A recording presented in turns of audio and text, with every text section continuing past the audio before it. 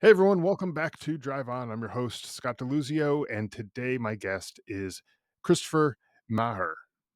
At, and at the age of 22, he was a Navy SEAL and one of the fittest people on the planet. But despite his peak physical condition, he struggled with the impact of stress on his physical, mental, and emotional well being. And through a journey of relentless self exploration and healing, he developed a comprehensive system for total physical, mental, emotional, and spiritual healing and integration. And we're going to talk about that and how service members and veterans can learn from these experiences in just a minute. But before we get into that, Christopher, I want to welcome you to the show. I'm really glad to have you here. Thank you. I'm happy to be here in the show serving, man, Yeah, absolutely. And so, with a fellow veteran. likewise, I'm glad to have you here. And I feel like anytime I have veterans on the show, which is quite frequently, you and I started talking a little bit before we started recording here. Mhm. Hadn't spoken in person prior to this. But it's almost like there's this instant connection between veterans. Yeah, You start to just have that kind of commonality and different bonds, maybe different branches of service, but there's still some shared connection there. And, yeah. we kind of just start flowing with the conversation pretty naturally. So, um, but let's get back into your story here. I'd like to Okay. start maybe by talking about your journey from being a Navy SEAL to your current work and with what you do now. Ooh, that's a very open question. Well, I like We to can keep take it it from open, so that way okay. you can kind of flow Yeah. with it how you want. My journey in the military is unique because I lost my mom when I was 7 years old. She committed suicide. Mm, And at the time, this is 1976. There was no concept of mental wellness. And she had an event that occurred where someone broke her boundaries, and she was a very sort of righteous person and moral. So she started uh, sharing all over town what happened, and she got put into a psych ward, mm, and they gave her electric shock therapy until she agreed that that didn't occur and signed some paperwork. And so I was growing up underneath her care, and she was very interesting because she was a bit militant, right? But then she would flip into like super, super sweet and then back to really militant. And I didn't know at the time, she was attempting to protect me, mm, and she was doing this from a place of love and care. All I knew is I was scared of my mom. Like, you didn't ever want to do anything wrong around her. And so right. after she died, I bounced around in foster care for a while. Mm, And I think after about 7 months, 7.5 months, I got an opportunity to go to boarding school. And, the name of the school is Milton Hershey School. And Milton Hershey School is run a bit like the military in the sense that you wake up the same time every day. So it's uh, the later parts of school, I was waking up at 5:30 every morning, going to barn, working super hard, getting back into the house by like 7:15. Um, no, 7, eating breakfast at 7:15 to 7:30, cleaning up dishes from 7:30 to 7:45, getting ready for school from 7:45 to 8 o'clock. And at 8 o'clock, you better be in a van or the van leaves without you to go to school. And then mm, you've got to walk, 7, 8, 9, 10 miles. And so I had already had that military training, and, they're checking your bed every day. Like, you remember boot camp, oh right? They're yeah. checking the corners on your bed. So so so when I went to boot camp was kinda like a joke for me because I'd already had 10 years of that. Like, I don't have to create perfect creases and corners on my bed at 7 years old, you Right. know? Um, so I think that training in my younger years really helped me cope in the military, helped me, know how to relate to guys, and, how to find your place within a group, because that can be difficult if you don't Mhm. know how to do that. If you grow in a household, it's just like you, your mom, and your dad, and your brother, and that's it. How do you learn how to fit in with like 15 or 16 different people? And, like, regardless of the branch that you're in, you're always broken up into smaller groups. Yeah. And so, boot camp was in Great Lakes. I was in the Navy. Obviously, you have to be in the Navy to become a Navy SEAL. Sure. Um, but there is a little caveat there that if uh, they have the Naval Special Warfare Center, but that belongs to JSOC.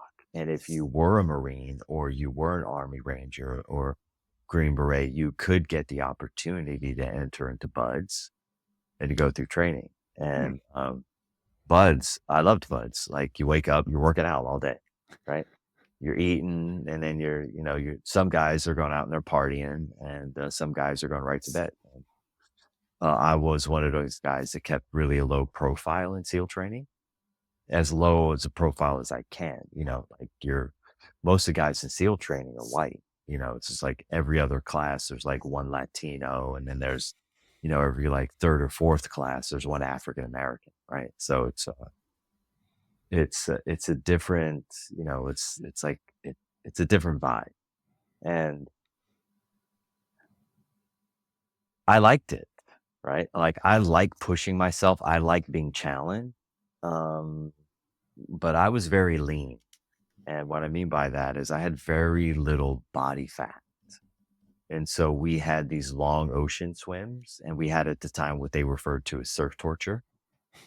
So you got to lock arms, walk into the ocean, to your about, you know, uh, hip deep, and then sit down and let the cold waves crash over and over and over again in your head, and make sure you keep your arms close together.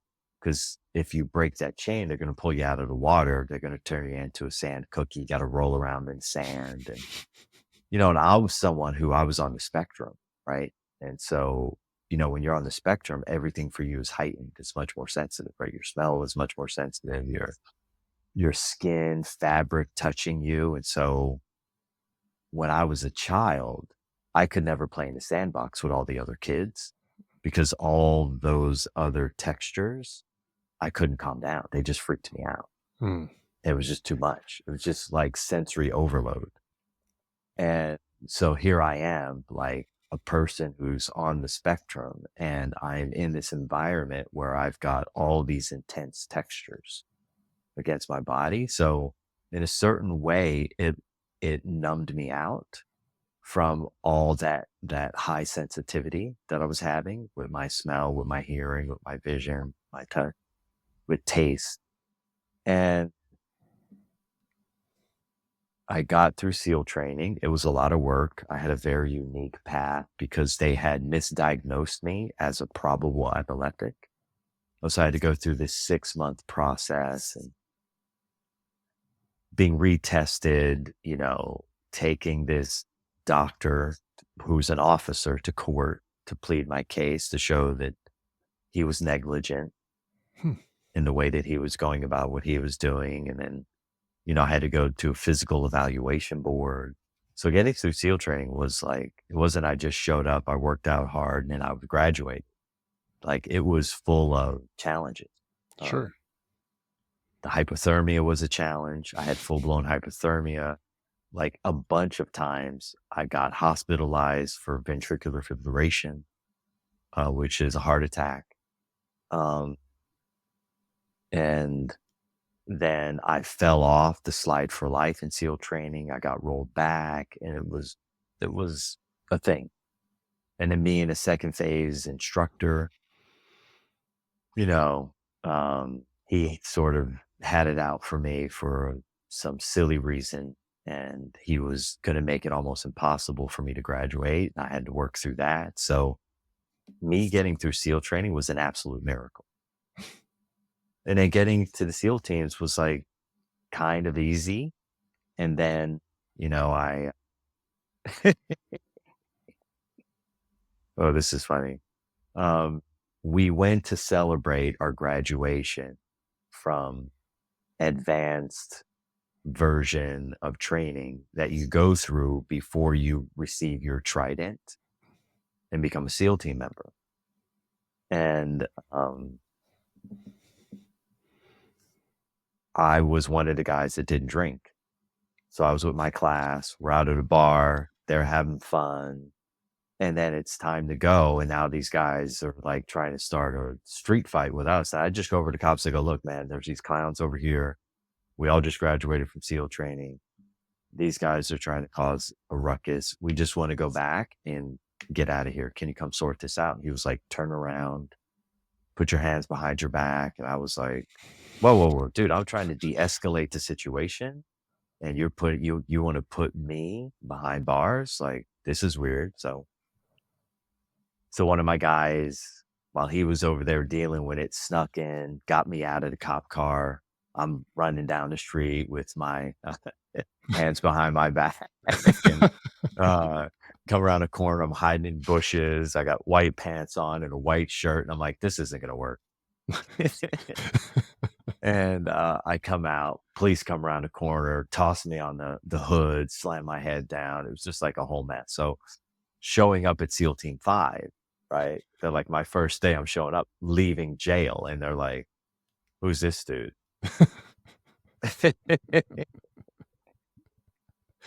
So I had a very interesting entrance into the SEAL teams. This So this dude's one who's willing to take one for the team, apparently. yeah, yeah, I took one for the team, and yeah, and then you get fined. I had to go to court. It's Yeah, just all this silly. Of course, the case got dismissed, but sure, sure. but somehow, through the grace of God, you know, I was meant to graduate and go through these things. And I Mhm, think all of it made me a better person. But I'm very resilient and I don't really take no for an answer. Like I will figure out a way. I'm like a slippery eel. Like I'll figure out how to get out of the grip of what you're trying to hold me into mhm. to get to the place where I really want to be. Okay. And, SEAL training was powerful in the sense that I had a rite of passage, and I didn't have a father growing up. And so I had men that I looked up to that, were hard by the process of SEAL training and the SEAL teams. And when I walked across that stage, I felt like a man, felt Mhm. like I was in charge of my own destiny. Yeah. So, So so that got you through that got you into the SEAL teams, right? So yeah, you're you're doing that. How long were you in the still in how long were you in the SEALs, I was after all in that? the military for 8 years and 3 months, and Okay. then the Naval Special Warfare Community from 1990 to 1997. Okay. Okay. So yeah, so you get through all that. Um Once when training is over, once when buds is over, that's Yeah. not it though, right? There's No. ongoing training. There's a Yeah, yeah, there's a it's a stressful job to have, right? yeah, 1,000%. And when you're Yeah. young, you're adding to that stress because you're trying to figure out how to manage stress. Mhm. And, you're in school, you hear I went to college, so you hear this framework. There's 2 types of stress. There's positive stress, which they call eustress, and negative stress, which they call distress. I don't think at the time that I was realizing that the job had positive stress, but also negative stress, Okay. right? And I didn't realize it at the time. They weren't talking about complex stress or post traumatic stress Mhm. or, or the effects of stress and how that might show up, the symptoms that you could look at or read about to see if you were under complex stress. And so I was not the person who was a drinker. And then when I got into the SEAL teams, I was managing my stress with alcohol. Oh, And I didn't even know it. I just thought, all right, we work hard and we play harder. That was the motto, right? Like work hard, really play hard. sure. And, I think I took on that identity and I took it a little too far, right? And it wasn't something I planned, but I just enjoyed having fun. It was like I was confident, I was strong, I was direct, I was feeling good. And, there was a social environment. San Diego is a great place because everybody's laid back and chill. So I just wanted to chill. And I was never the type of person who had a drink at home Mhm. ever. And, but when I went and I socialized, I dove into what everybody was doing. I just didn't know that there was a cost.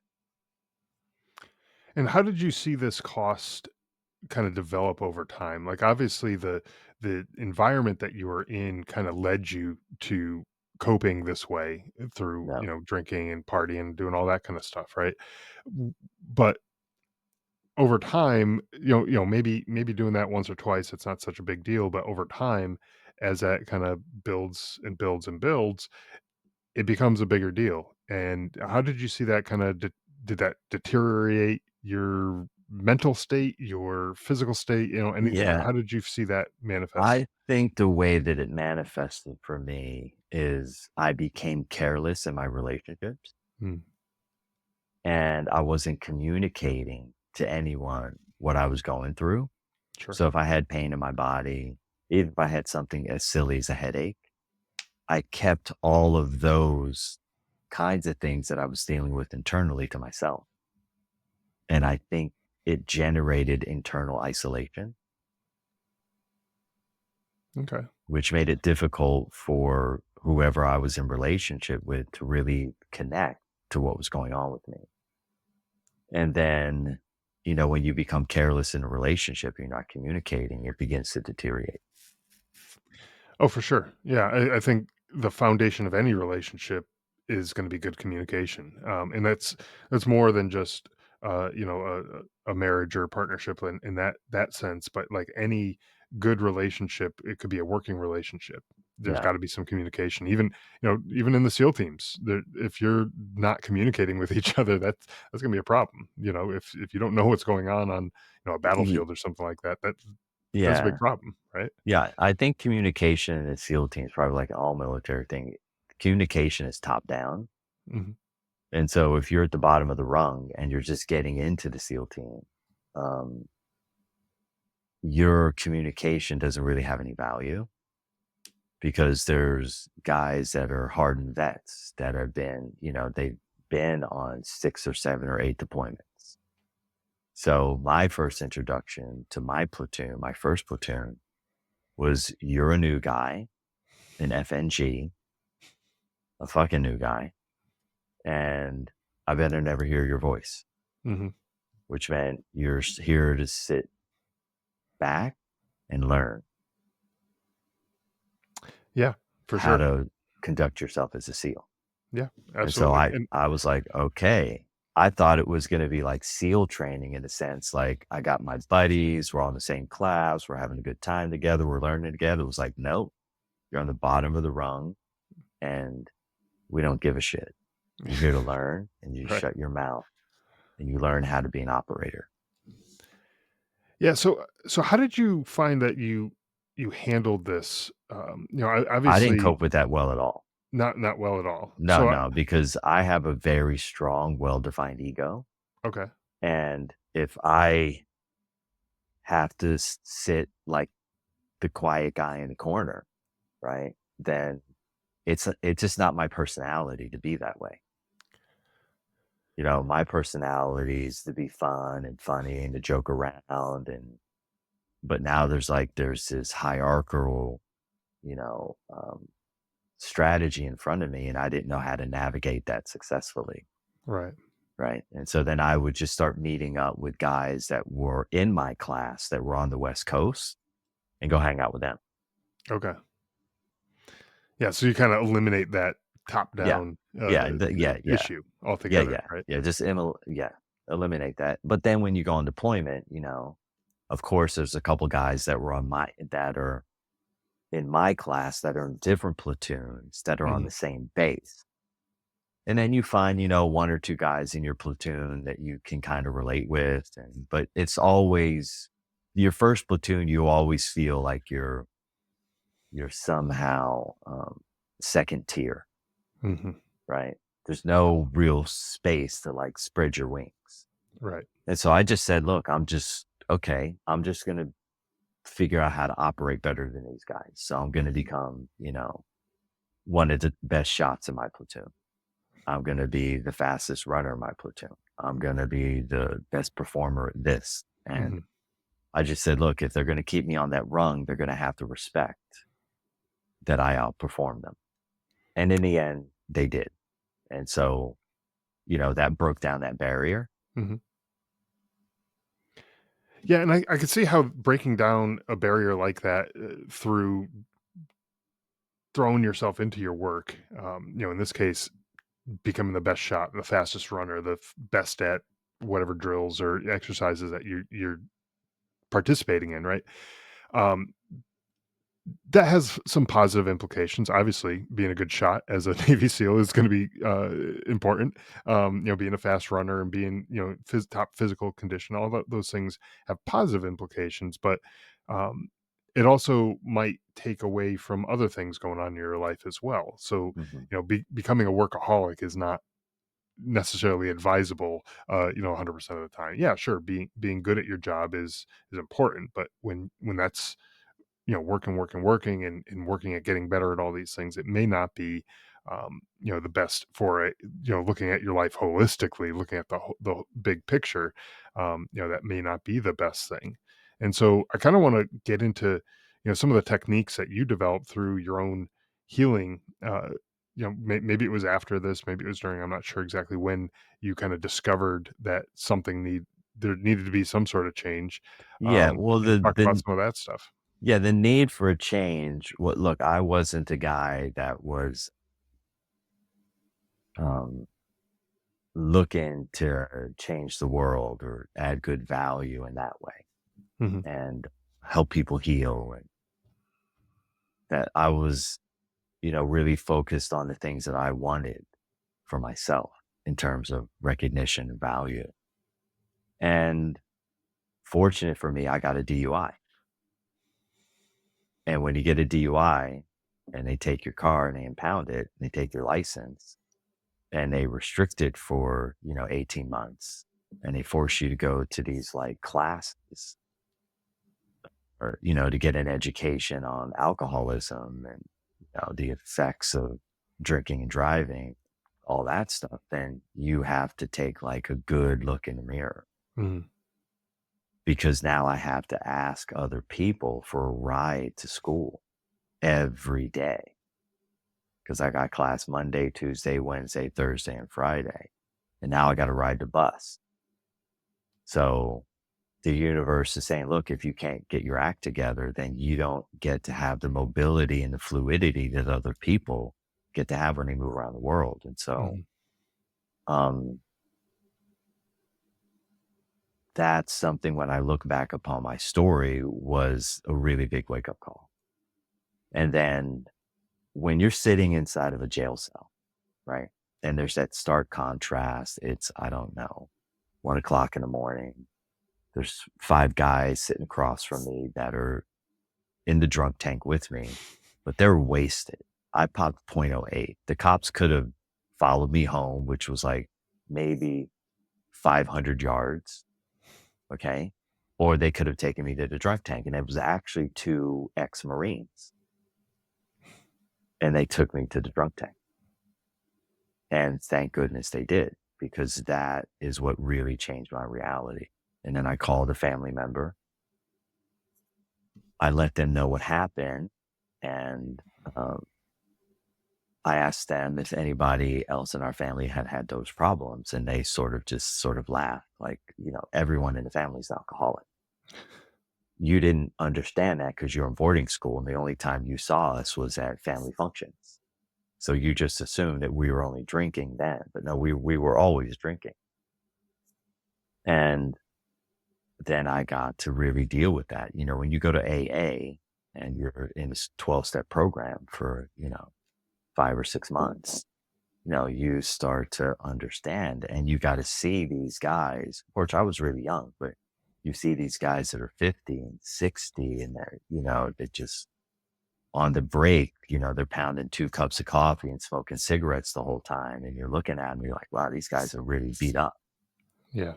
And I thought, "No, I definitely don't wanna go down that road." So, I just decided to call everyone up who I was participating with in the party scene, and I said, "Look, if you're calling me because you wanna get drunk or you wanna go hang out and get wild, lose my phone number, right? But if you're calling me up because you wanna barbecue, watch a football game, go to a Padres baseball game, come over your house and help you move your furniture or help you in some way, cool, call me.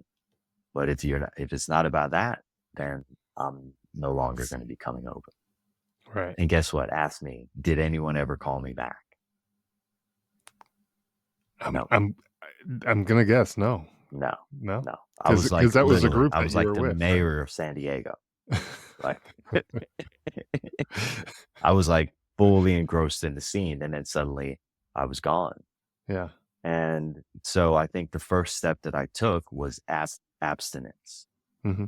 Abstinence from sex, abstinence from alcohol, abstinence from nicotine, abstinence from um, Motrin, painkillers, abstinence literally from everything.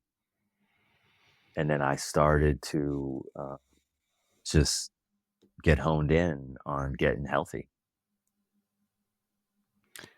Okay, so that honing in on getting healthy, obviously you hit that moment, that realization that something needs to change, and you're ready to make a radical change, even if that meant, you know, deleting all these numbers from your phone book, Yeah. or telling people, hey, this is just not for me anymore. And I don't think that that's a problem, that you tell people, hey, I'm looking to make some positive changes in my life, and if you're not on board with that, forget I exist. That type of message going to those people. um I think that there's not a problem with that necessarily, because if you have people in your life who are not on board with you doing something bigger, better, getting healthier, not, wasting time, wasting your life away, um, Mhm. potentially getting to a point where you're going to hurt yourself or somebody else with, driving drunk or something like that. If you got people in your life who have a problem with you bettering yourself, then I'm not so sure that you can actually put that label of a friend on there. Acquaintance, sure, yeah, but friend, I don't know. And so maybe that's that wake up call that it's like, you know what, maybe I need to uh, get into a different uh, environment, a different atmosphere with different people who are going to encourage that. Um, Even if it's, hey, maybe it's just me right now, and I'm on my own, and I'm going to do it myself. Um, but then eventually start attracting those people who are, going to be a positive influence in your life. I I've had guests on this show before who were in similar situations, whether it was alcohol or drugs or other negative influences in their life, and it all was just a matter of their environment. It wasn't something that they necessarily wanted to do. It's just everybody who was around them was doing it, and so when they were doing it, they wanted to do it, and it just made it that much harder to walk away from it. W Yeah. That dynamic, I think, solidified my ability to no longer over adapt, Mhm, which I think probably that was one of my strategies that I use, over relate and over adapt and over adjust my personality in order to be part of the group of what's going on. And, when you're growing up in a boarding school, you know, you're universal in the sense because the boarding school that I went to had, we had kids from every race okay. and we're all living together. And so you're forced to over adapt. And it wasn't something that I volunteered for. I didn't want to go to boarding school. That's where my grandmother wanted to send me because I don't think she thought she had the energetic capacity Mhm. to raise a few boys. And, um, and so that was going to be a better dynamic for her. And I know for sure that getting that DUI definitely forced me to, like, imagine you have a pegboard and there's the center hole in the pegboard. I needed to figure out how to stay in that hole and no longer over adapt or over adjusted to social or environmental norm, and really figure out like what really worked for me. And that was huge. And then the next step was I was training hardcore, set a new goal to get to the Olympic trial. I think it was a bit of a fantasy, but I put in the hard work and the commitment just like I did in SEAL training. So I basically turned track and field into SEAL training. But you can't approach track and field like you would approach SEAL training. You need rest. Mm, And I didn't understand that. I took on the old idea, the old adage that, you just work hard and your dreams will come true. mhm. And I found out that, well, actually, that's not true, right? You've got to work really smart and you need to really understand like what your limitations are. And part of my healing process and growth process was ascending out of limiting beliefs like the ones that I picked up in SEAL training. Like, if you're in pain and you don't mind, well, it doesn't matter. Just keep moving forward. Well, that's totally limiting belief. Mhm. That's great for training in the field. Like, yeah, you get shot, you better keep moving because if you don't, you're going to die. Right. Right.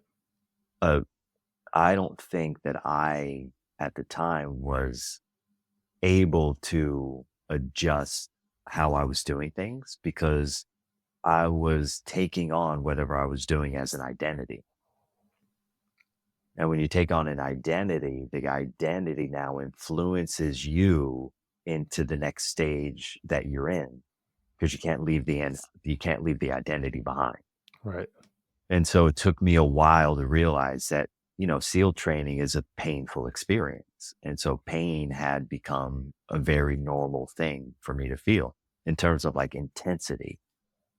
And so I didn't know how to turn that off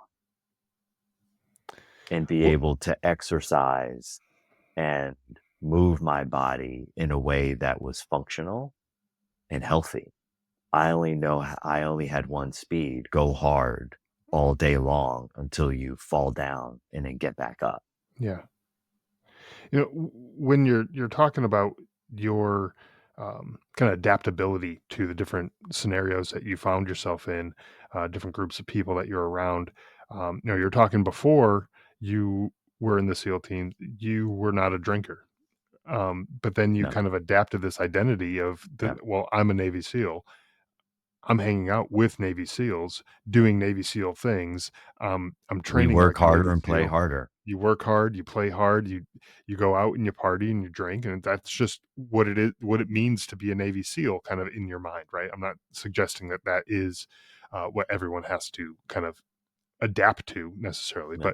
but in your mind, that kind of was like, well, this just goes hand in hand with what it means to be a Navy This SEAL. is So just the environment yeah, that we're in, and this is how we do things. yeah, exactly. Yeah. And so, to my point before, when you're in that environment and this is just how things are and this is how people operate, well, okay, well, I'm just going to adapt to that scenario and let's not rock the boat and you know suggest that we do something else other than what everyone else wants to do, and uh, try to do something like that. So, kind of makes sense how you got to where you were in terms of um, you know, getting that DUI and having all those issues that go along with drinking in excess and doing things that um were not really you. It wasn't part of your personality and who you are, but it was you adapting to that situation. And so you've figured out that okay, now these things need to change, right? And you've utilized various techniques, and now uh, going forward, you're also helping other folks, through some of the stuff that you've learned. And I know you've studied a range of different medical practices and different Yeah. sciences and things like that. Talk to us about how the different methodologies and approaches that you've studied kind of shaped your approach to overall wellness, longevity, well-being, all that kind of stuff. Yeah, I think the probably the first thing that the listener needs to know is that by a certain age, um, I was suffering from debilitating states of pain and discomfort. So when you have pain all the time, you can deal with a certain amount, but once it got into the center of my hip, I couldn't get away from it. There was Mm, no reprieve.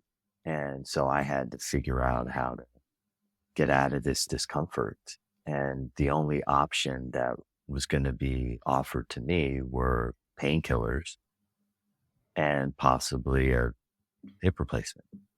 And I was like, no, this doesn't make sense to me. I didn't have any physical pain one day, and then the next day I had a lot of pain. So I was on the journey of figuring out how to transform my pain into pleasure. And I studied with a lot of people and picked up lots of bits of information. And I got to figure out really quickly what works and what doesn't work for my type of body and mhm, the type of stress, the complex stress that I was dealing with.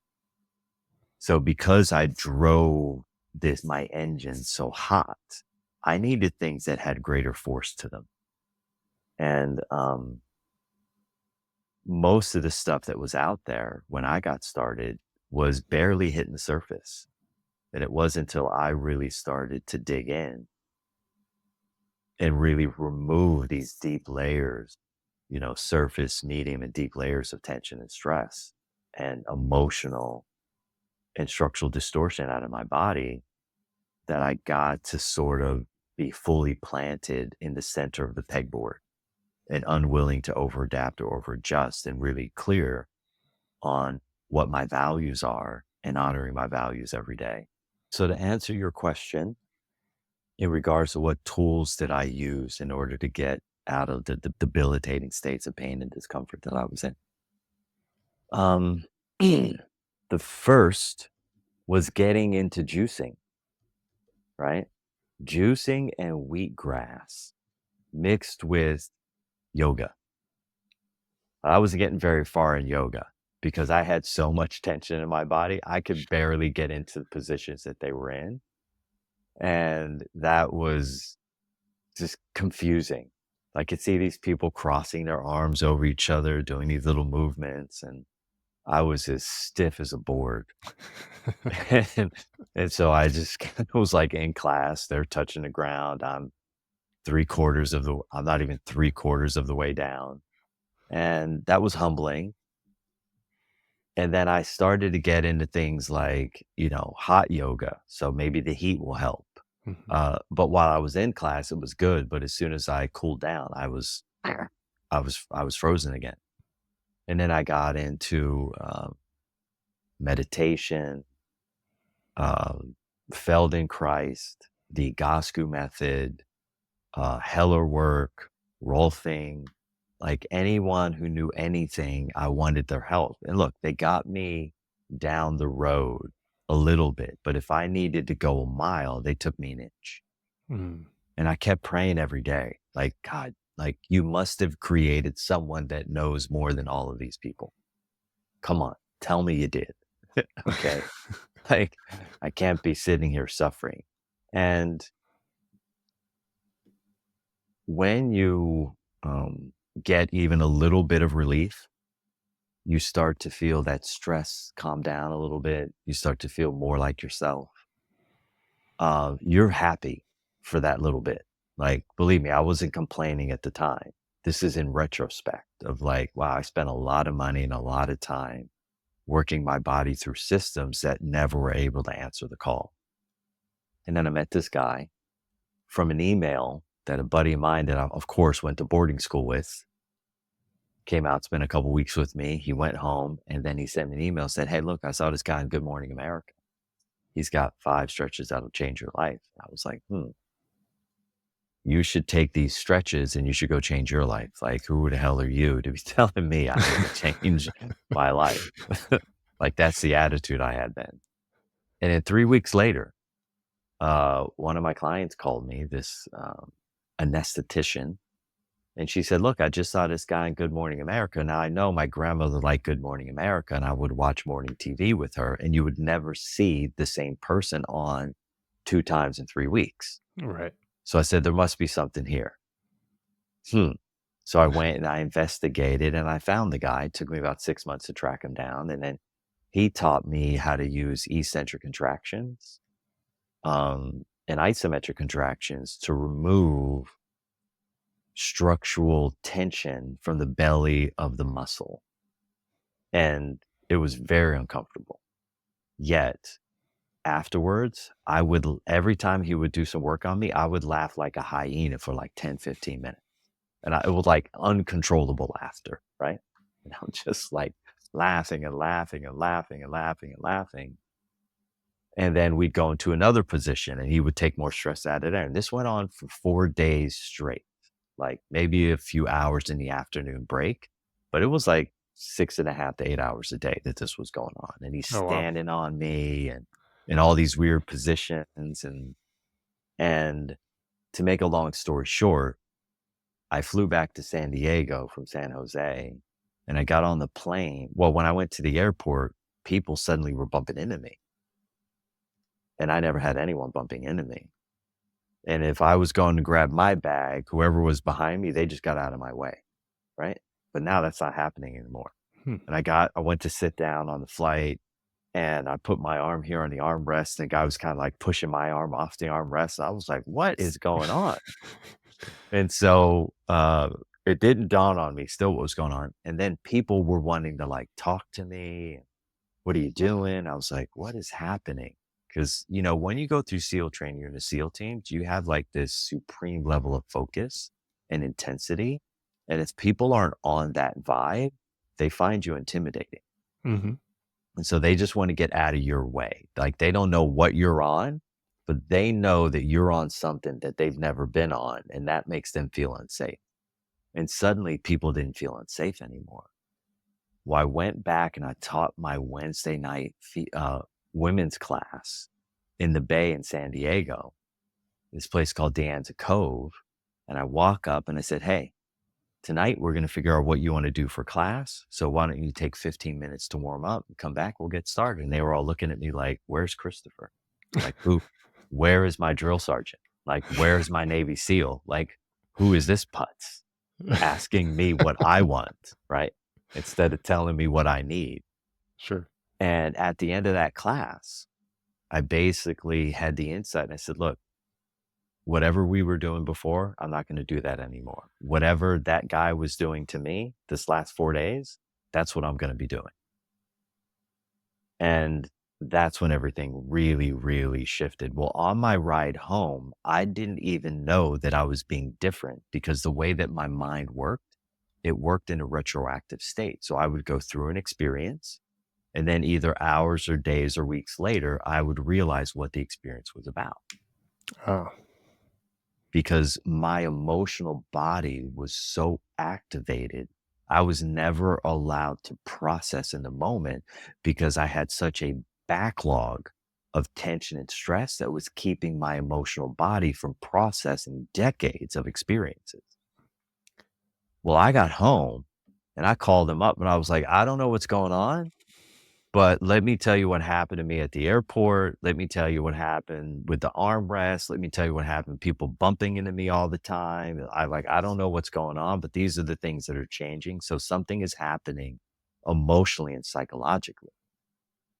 And he just started laughing. He was like, "Just tell me more." So every day I'd take more tension out of my body in the way that he was teaching me, and I would have a completely new experience of myself.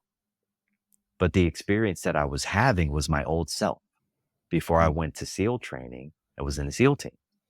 And it was like every day I was getting a little bit more of me back and a little bit more of me back and a little bit more of me back. And I went after it 5, 6 hours a day on doing this work on myself. And then I recruited friends of mine to come in and figure out how we could do the work on each other and make it more impactful. And so these techniques and these processes, I just got totally focused on. And I basically turned heel training, SEAL training and the heel training. And I got Uh, down every day.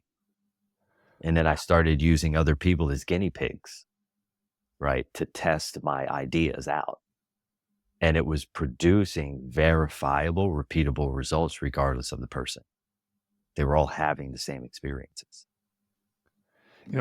I like the what you were saying about how um, you get back to that person before Yes. joining the Navy. Who that Yes. who were you before back then? Because a lot of times, Lighthearted, yeah, silly, funny guy, uh, just going with the flow, open-hearted, compassionate, understanding for everyone's circumstances, never judgmental, never critical. Um, yeah, just very open and smooth. yeah, and for the people who have never served, sometimes the idea that veterans have trouble adjusting to civilian life. That concept is hard for some people to understand because it's like, well, you were a civilian before. Just go back to being that person who you were before. But you get you get so tied up in this. Yeah, The training changes you. Your yeah, identity changes. yeah, You're a Navy SEAL and you yeah, do Navy SEAL things, and yeah, you're a soldier, or you're a Marine, or you're an airman. Whatever it is, you that your job is, you do that, and you're now you've changed, you've transformed yourself into this person that you realistically you had to be in order yeah, to do your job effectively. That's what basic training does. It mhm, molds you into what the military needs you to be, yeah, and it kind of says, you know what, forget about who you were. This is yeah, who you are now, and then when you get out, and the military does a great job, by the way, of transforming you into this warrior that you need to be in while you're in the military. But when you get out, they do a terrible job at yeah, transforming you back into a civilian. yeah, And 1000%. trying to, and what you were just saying is you got to kind of get in touch with that person who you were and let some of that person come back in. And obviously you have your Navy SEAL experiences. That's always going to be a part of who you are. Um, but that's not But a it's hundred not a percent of driver of my right. personality, meaning Sure. it no longer I don't hold myself to a standard of performance. I hold myself to a standard of being, Right. and I'm only gonna be whatever the moment needs me to be, and however, God or the universe or infinite source is directing me, and it's gotta come from my heart, and it can't come from some identity. Right. And the Navy SEAL identity, it no longer serves you as No, who you are, right? no. And so, of course, it's part of your past, and you're not going to deny any of that past, right? But it doesn't serve you any longer to continue being that drill sergeant kind of person, or that very militant, very intensely focused, heavily uh nobody wants to approach you, nobody wants to question you if you're taking the armrest on the airplane or anything like that. It doesn't serve you anymore to be that type of person. And so now getting back in touch with that person that you once were, um It's freedom. it's freedom. Yeah, Yeah, it's a good thing, right? yeah. Now for Great some thing. people, they may feel a little scared by that because they didn't like the person that they were before the military, and the military gave them the discipline and things like that. It's not saying that you can't take those bits and pieces that worked for you and hang on to those things. Maybe you weren't structured and had discipline before. Like, you were in boarding school, you had plenty of that. Yeah. So you didn't need more of it, right? No, I But didn't need more of that. I didn't need more structure. I needed, like, less structure. right, right. Yeah, And so for some people, they need the structure, right? But yeah. it doesn't mean that you can't hang on to those pieces. Yeah, It's and just and I think the thing that the listener needs to understand is what I'm saying is I was able to shed all the things that were no longer of benefit to me. yeah, right. All the goodness I got from SEAL training and SEAL teams, I've kept all of that, Mhm. right? So I know I'm self-motivated, um, I'm articulate, I'm direct, I'm mission oriented. I'm doing it from a different place. I'm doing it from a place of my heart. and honoring my values rather than honoring their values, Right. right? And the values that you pick up when you're in the SEAL team. I got completely different values. And those were the values that were innate to me before I went to SEAL training and was in the SEAL teams. 100%. Yeah. Um, so the work you do now, Yeah. um, and I don't know if I mentioned this in the intro or not, and I probably should have. This might have been a miss on my part, but true body intelligence. Yeah. Tell us about that and what that's all about, and how you work with folks to help them out. I think recently I was in a conversation with someone, um, and if you think about true body intelligence is a system that helps you diminish stress, um, emotional stress, physical stress. You know, when you're an athlete, you're under physical stress, right? Mhm. When you're a mom, you're under emotional stress. You know, when you're CEO, you're under financial stress, right? You're under system stress. You know, when you're um, part of a community, you're under religious stress, right? There's all these levels of complex stress. And so true body intelligence is a system that allows you to reduce those levels of stress by at least 50%, right? And imagine if you could take everyone and anyone you've ever known and you could reduce their lifetime accumulated stress load by 50%. Well, their vision would get better, their hearing would get better, their smell, their taste, their touch, their awareness of boundaries would increase. And so, what I mean by that is their body becomes more intelligent, right? And so, stress basically makes your body dumb. Okay. And how do you know your body's dumb? You have pain. Because if it was intelligent, well, we know if you were maximized in the intelligence in your body, you'd have a body full of pleasure. Now, I don't really care about people getting to pleasure. That's not a driver to me. But for people to get to neutrality, where they might not have pleasure, but they don't have pain, Hmm. right? I think that's a good safe space to get into because in neutrality, you're never able to over adjust or over adapt because you just simply see things as they are. You add nothing and you take nothing away. You're in touch with reality rather than some projected fantasy that you've created around your identity that you think you need to uphold in order to be acceptable, in order to be loved. Okay. And so the focus of true body intelligence is to help people reduce that lifetime accumulated stress load and then to teach them positive stress management strategies and tools so they can manage their daily accumulated stress. Now, daily accumulated stress is very different than lifetime accumulated stress because it's what you've accumulated in the 24-hour period that your sleep was unable to resolve. So insufficient sleep means that you carry Monday stress into Tuesday morning, right?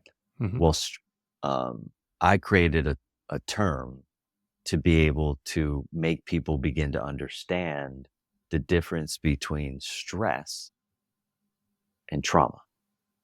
Okay. And what I created, I said, okay, let's take those two words, cut them in half, and splice them together. And I created a word called strama.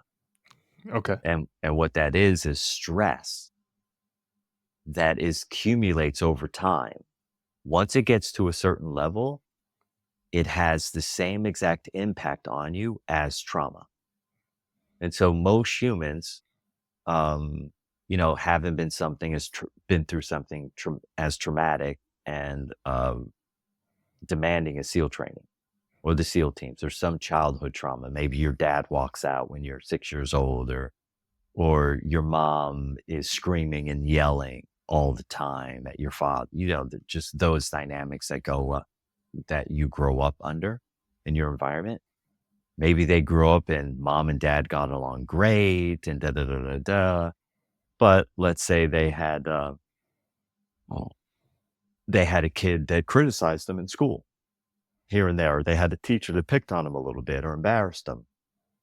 And now each day they over adapt a little more and they over adjust a little bit out of their own personality Well, that's stressful to your brain because your brain only wants you to be yourself, Got right? it. Yeah.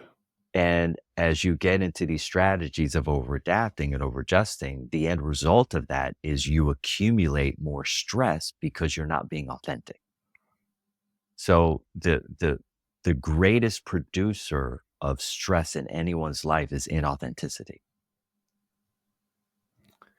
I can see, kind of what you were talking about earlier, where when you first discovered some of the stuff that was helping you in your journey, that you were dealing with a backlog of stress, right? Yes. From years and years Yeah. of, uh, Decades. yeah, decades of stress that was just accumulated within you, so that you couldn't you couldn't process the daily stuff No, because you're not at all. still that was like, take a number, get to the end of the line, kind Yes. of thing, right? Because Yes. I'm still dealing with 10 years ago stuff Yes. and, Yeah. 20 years ago stuff. Uh, we'll get to you later, and that just adds to the overall stress, and that ends up never really getting resolved because, No. for those little daily things that happen, um, that you're not dealing with, if it never gets resolved, it gets pushed to the back of the line, and you're sitting there, basically saying to yourself, I'll deal with that later," but you're not gonna remember that 5 years from now when it gets to the front of the line. You're not gonna remember it that well that you're gonna be able to deal with it as effectively as you would, today. Yeah, and Deal you're not gonna remember it cognitively, but your body's gonna remember because Right, it's still sitting in there. right.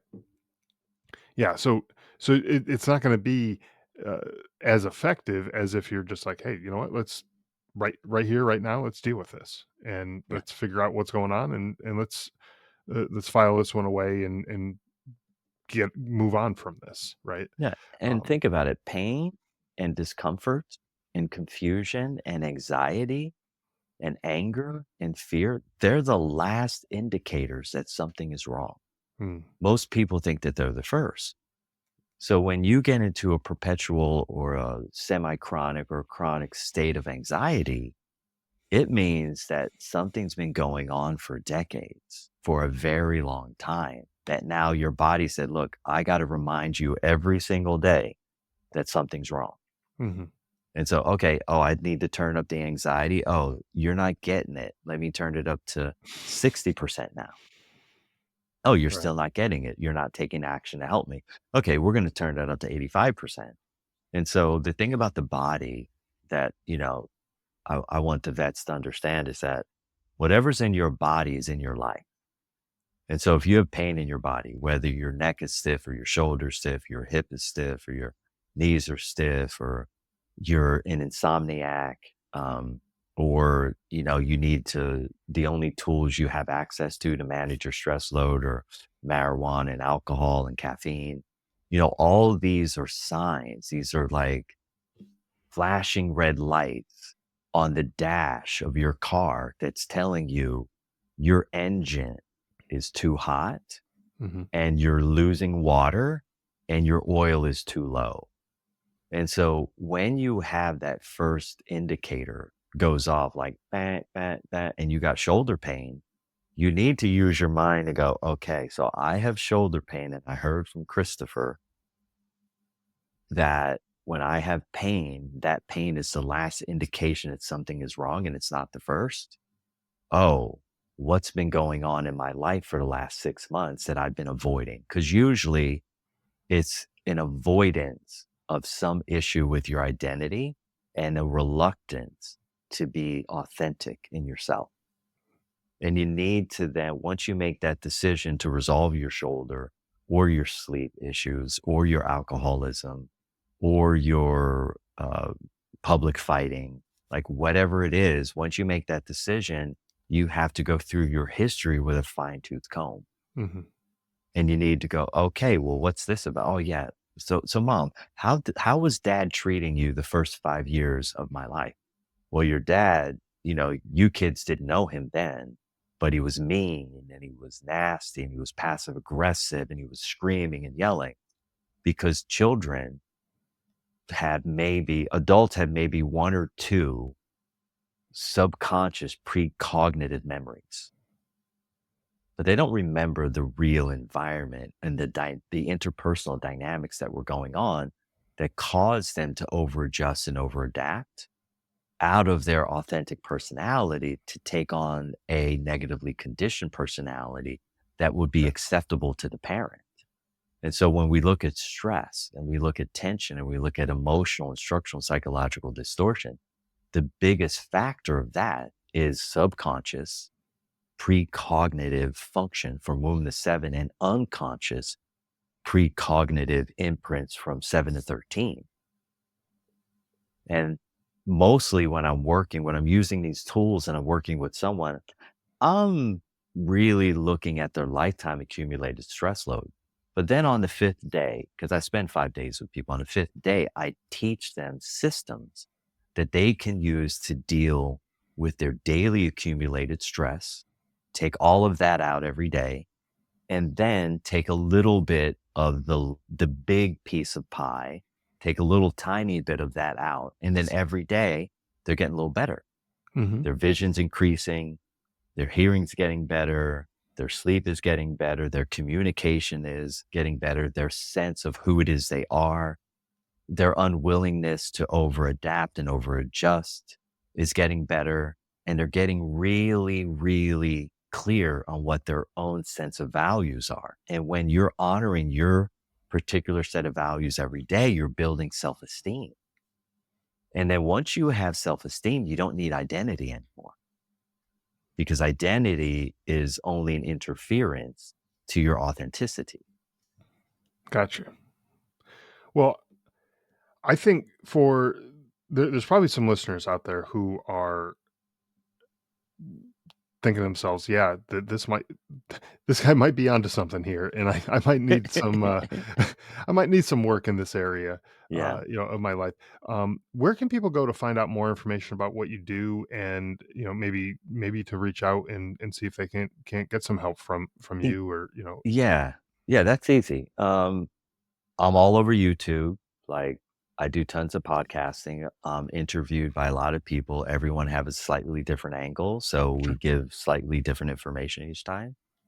Um, they can go to truebodyintelligence.com, right? There's enough information there to lead you to the book. I suggest you read the book. If you don't like reading, most people I've have shifted to listening to books these Mhm. days. And so the book is on audio on my website at truebodyintelligence.com. Download that and it's easy. You're just going to email my assistant, assist.rit@gmail.com. And then once you're done reading the book, she'll set us up on a call and the call's free. I'll spend 30 minutes to an hour helping you create some strategies that will create a successful pattern interrupt from the things that you're suffering from. Right. So, because I've had basically all of them grouped together at one time or another. And if you're financially challenged, I will figure out strategies that you can use that don't cost you any money. Right. So you don't have to look at me like, well, this guy's all over the internet and he's got a book and it's going to be expensive. I can't afford him or blah, blah. Like forget all that. I will figure out a way to get you to some tools that will be able to add good value to you. And I will only lead you to tools that I used myself. Excellent.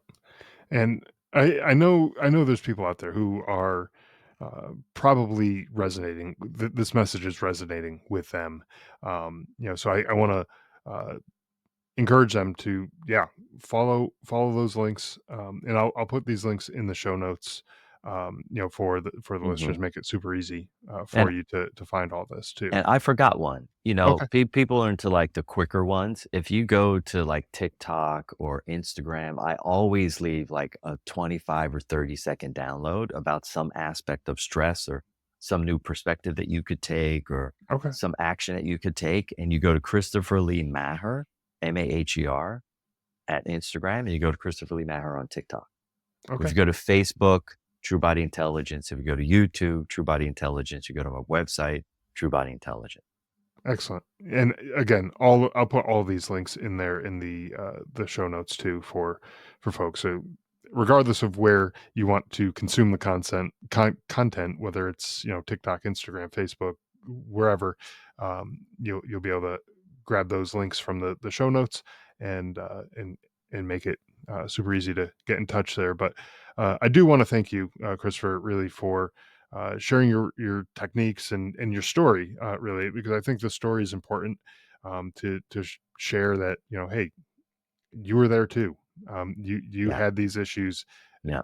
didn't know really why they were happening or how you got there, but it's like I know something needs to change, Yes. and sharing that journey towards a better life and better health, and helping folks find that for themselves as well, I think is important too. And I want to thank you for not only your service but the work that you continue to do in helping people. I think is super important. And thank you for taking the time to come on the show and share this message with us.